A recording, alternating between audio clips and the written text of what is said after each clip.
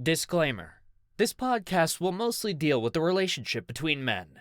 If you as a listener is comfortable with this subject matter, please sit back and enjoy the program. Welcome, listeners, to A Night of Wonder. This is the Two-Timer series, Collective, a collection of different genres created by D.B. Watson, writer of the Two-Timer series. In this program, you will hear a different tale once a week read by me, A.J. Carter. If you enjoy any of these stories, please show your support by ringing that bell, giving a thumbs up, and a follow. Thank you. Buttons. Gavin plopped in his chair after having another heated argument about his constant need for support from his mothers. "Gavin!" Yanni yelled. His silence stabbed at her, knowing her son was not going to budge. She calmed down before speaking. "Gavin, please try and understand our side." "Don't you mean your side?" "Gavin, you made me go to a therapist. You were arrested for drug possession. They would have charged you if we didn't. You're both lawyers. You could have cleared me. We thought you needed help." Sigh. "Gavin, you need to come home. We can find you a position in an excellent firm." "Mom, please don't." "Gavin, I'm going to talk to your mother about you coming home and maybe rent out the building until it pays off your debts." Gavin heard enough. "Mom, I gotta go." He hung up, wanting to scream. He turned on the television to take his mind off his mother's words. "I can't go home. I'm having too much fun. But where am I going to get the money to shut my mothers up?" More exciting celebrity news. The prince of the city and the sole heir, Patrick Valdez, has returned to our fair city and was spotted out on the town with his parents, Raul and Drusilla Valdez. There were rumors that young Valdez was seeing the tycoon Yuri Jin, but the hope of wedding bliss might be on hold because no one has seen the handsome Japanese lord. An image of Patrick displayed on the screen caused a grin to spread on Gavin's face. He needed to know everything about Patrick before his mother follows through with her threat. He reached for his cell and knew what he needed to do. A D&D adventure was just what Patrick needed. Escapism. It was a live event, so Patrick made some new local friends. Patrick spent the night at Mia's townhouse to get fitted for his outfit for a cosplay the next day. He found the boots that went past his thighs a bit tricky because they button up along the side and tie the lace in the back.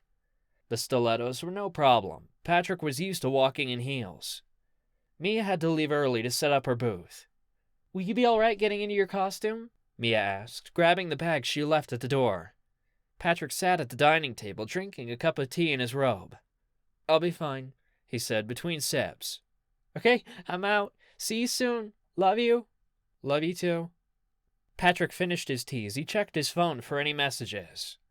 His finger hovered over one that made him forget to breathe. Yuri Jin's name seemed to possess him, calling for him to open the message that Patrick so wanted to do.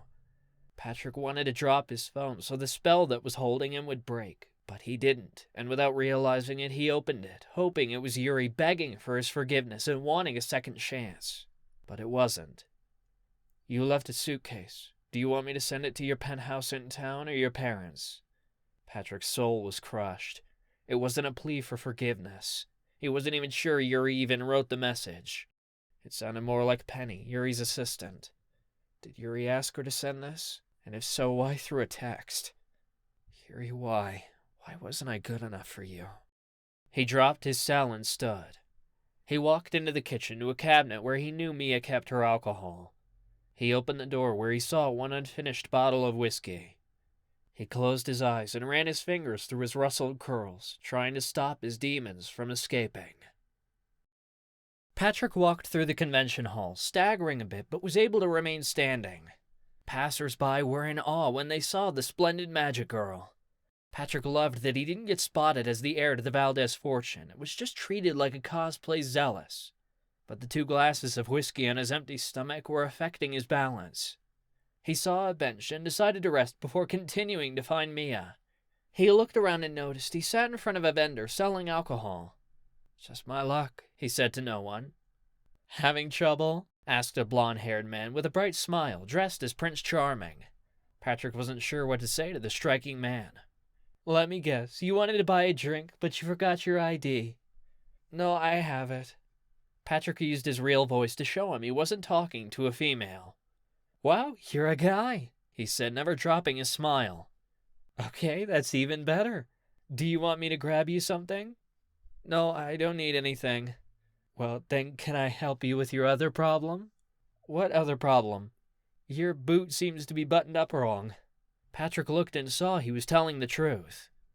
Was that the reason I was walking crooked? He wondered.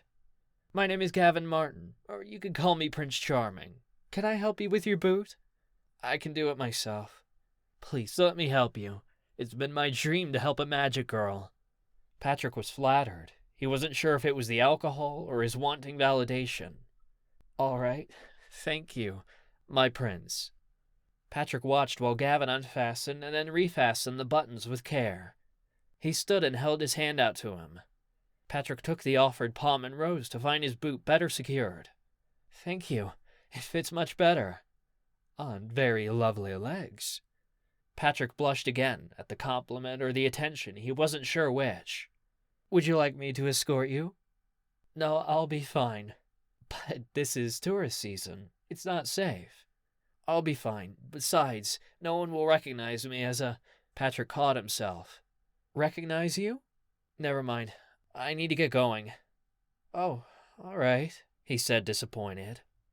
Patrick walked away, relieved he didn't blurt out that he was a Valdez, when someone grabbed his hand, stopping him. "Hey, pretty," said the drunk man. "Are you a fairy? Do I get 3 wishes for catching you?" "No, I'm not a fairy. Only genies give wishes," Patrick answered in his best female voice, trying to free his hand from the man's grip without causing a scene. He hated when people thought they had the right to touch a cosplayer.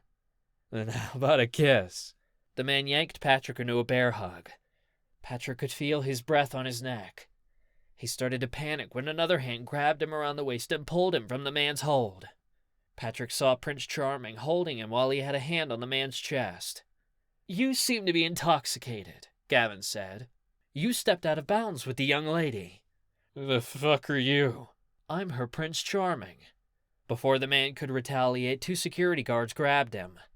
"Come on, sir. We'll get you some coffee and air." "What? Yeah.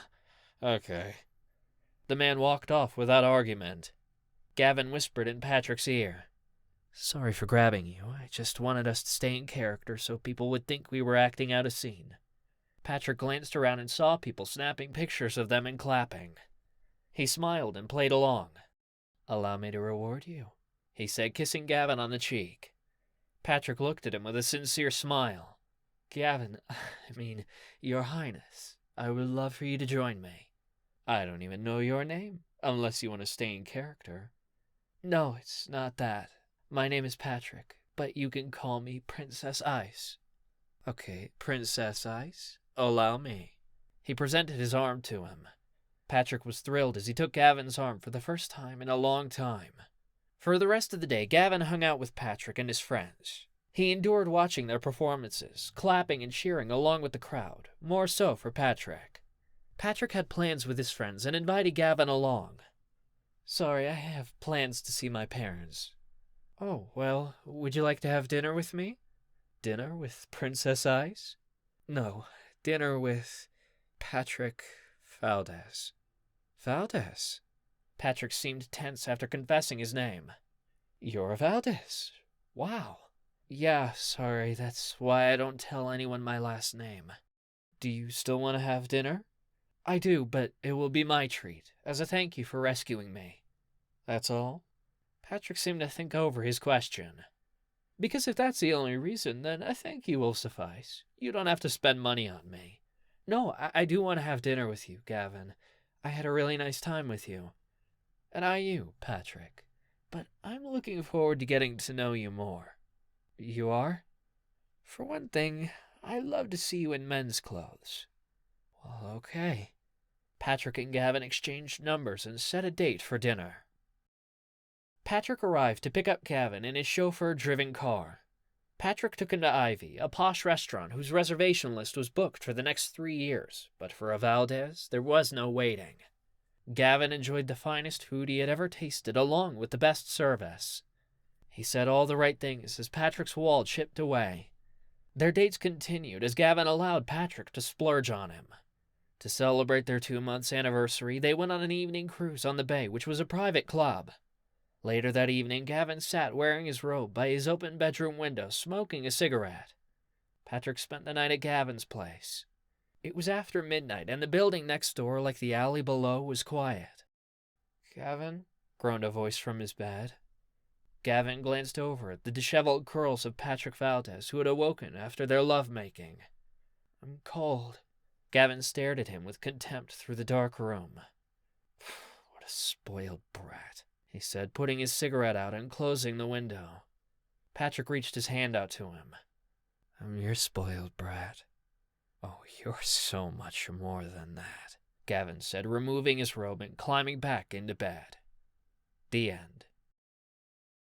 Thank you for listening. This was a short story by D.B. Watson and read by me, A.J. Carter. If you want to hear more of the story, please leave a comment. You can find the Thriller series at Amazon.com under D.B. Watson/Two-Timer series, on audio at Audible.com, and Kindle Villa. If you would like to hire me, AJ Carter, to narrate your project, you can find me on acx.com/AJ Carter. Thank you, and see you next week.